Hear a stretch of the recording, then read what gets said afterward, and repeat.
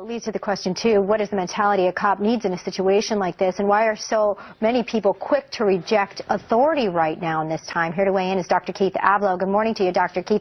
What's your assessment here of this new, it seems like a new psychological shift is occurring in terms of how teens or people on the streets are reacting to police? What's going on? Well, I think that some leaders in America have fractured the trust that Americans place properly or placed properly in authority, in police officers. You know, when I was a kid growing up, if a police officer showed up, you were quiet, you answered questions. You know, no trampling on your rights was necessarily allowed by any means, but you did pretty much what you were told. Not so now. Things have shifted, and that's a shift encouraged by some leaders. Well, when you say some leaders, who are you talking about? Well, look, I don't think that the president or our former attorney general did anything to help people out when they seemed to side with folks other than the police, or, for that matter, the mayor of New York. So these messages are very powerful, right, and they're heard by young people who may think of it as a cause celeb to sort of resist police officers when the right thing to do, these guys are generally very well-intentioned indeed, public servants, is to quiet down, answer the questions, pretty much do as you're told. They're police officers. Sure. I like how they don't even try to finesse the point anymore. They don't even try to sugarcoat the point. They're like, okay, there was an incident in McKinney, Texas with an abusive cop. I blame Obama. Like the transition, the segue, the bullshit to get to the point about fuck Obama, there wasn't even like, it was point 1 to point 2, point A to point B in like 15 seconds.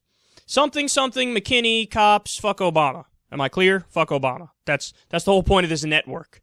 And then notice the multiple ironies there. They're like, why don't kids respect authority today? I mean, I know when we were kids, we respected authority. Today, we respect authority. Oh, do you really? You said that in the exact same segment as you just slammed the President of the United States. We respect authority unless they're Democrats and they're authority figures. That's the biggest authority figure in the country. He's the President of the United States of America, and your network is based on tearing him down. So you respect authority except for when you don't respect authority. And then let's take this a step further. Even specifically talking about the cops here. They're like, we always respect the cops. We don't understand. Why would anybody be against the cops? 2 words. Bundy Ranch. That wasn't that long ago, you jackasses. We have film, we have video of it, whether it's Hannity or other Fox News programs going on and on and on about how this is an overreach of law enforcement, this is an overreach of government officials. There's pictures of guys who were protesters pointing guns at federal agents. What did they say back then about this? They would show that picture and they wouldn't condemn it, nothing. Now flip the script. Imagine if it was a black teen pointing a gun at an officer. Oh, they would lose it. They would absolutely lose it, and they would use that and say, this proves how black America needs to get their shit together, and this proves the moral decay of America and the decay of the American family, and they'd make every single hacky political point you've ever heard in your entire life. No, it's so amazing how brazen they are in their flip-flops. And then finally, even to their biggest point here of, you know, well, the problem is President Obama is like fostering this culture of hatred of the cops. That is totally untrue.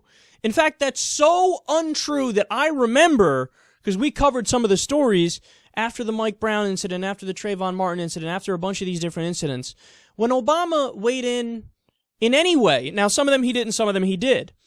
But what he would always say is, you know, first and foremost, officers are important, they do a hard job, it's nearly impossible. I mean, he would go drone on and on about how we need to respect authority and the police are good people, and he would go on and on about that, and then maybe a little bit he would throw a bone to progressives and say, like, yeah, but in this case they did abuse authority a little bit. But he would, by and large, parrot the same kind of shit that you would have heard from George W. Bush in these scenarios. I mean, maybe he was slightly better, but he definitely would show a deference to officers.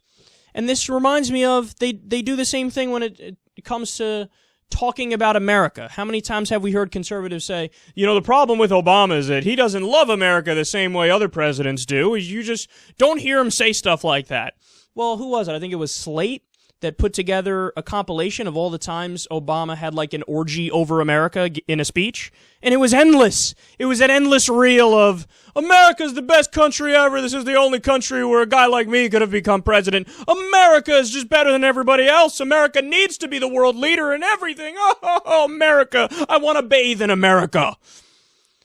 So it's just, bottom line, what they're saying is untrue. They fall into the trap of arguing from a narrative as opposed to arguing from a set of facts.